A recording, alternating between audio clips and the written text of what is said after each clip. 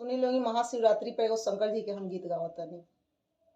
अरे फागुन मासे लागेला शिवरतिया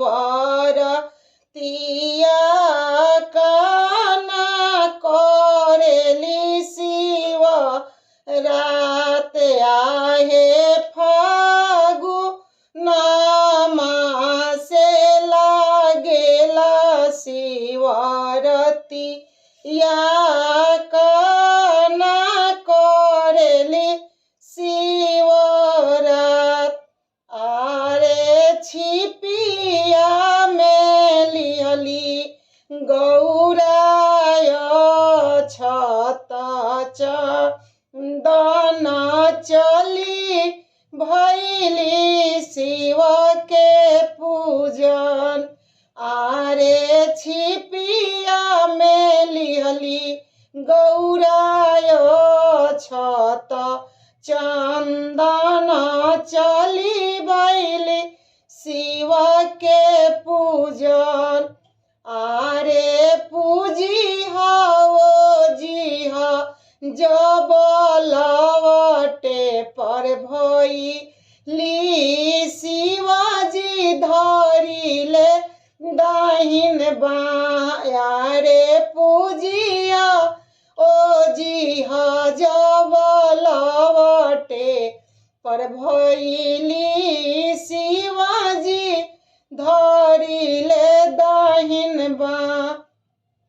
आरे मांगू मांगू गौरा कौन फल मांगेलू जे तोरा हृदय समार।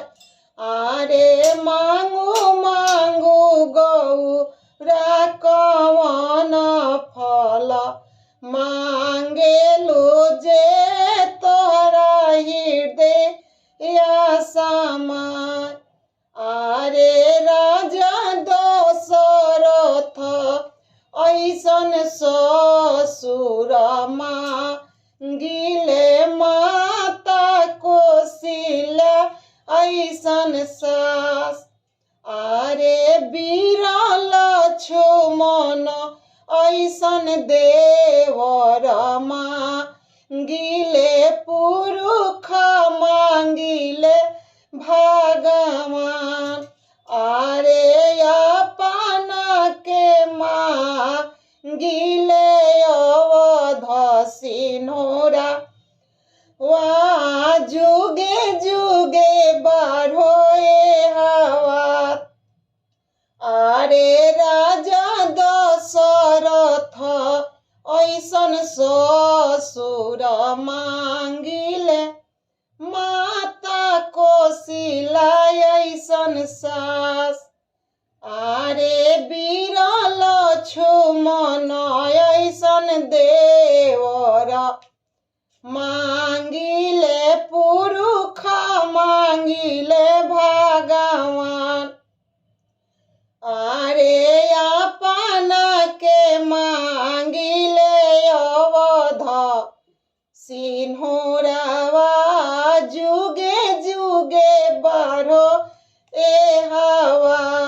आरे गोदिया में मांगिले लव कुश लालाना वहाँ जुगे जुगे बढ़ो ए बात। अगर गाना हमारा अच्छा लागल होगा तो नहीं लाइक करें, कमेंट करें, शेयर करें और ज़्यादा से ज़्यादा सब्सक्राइब करें।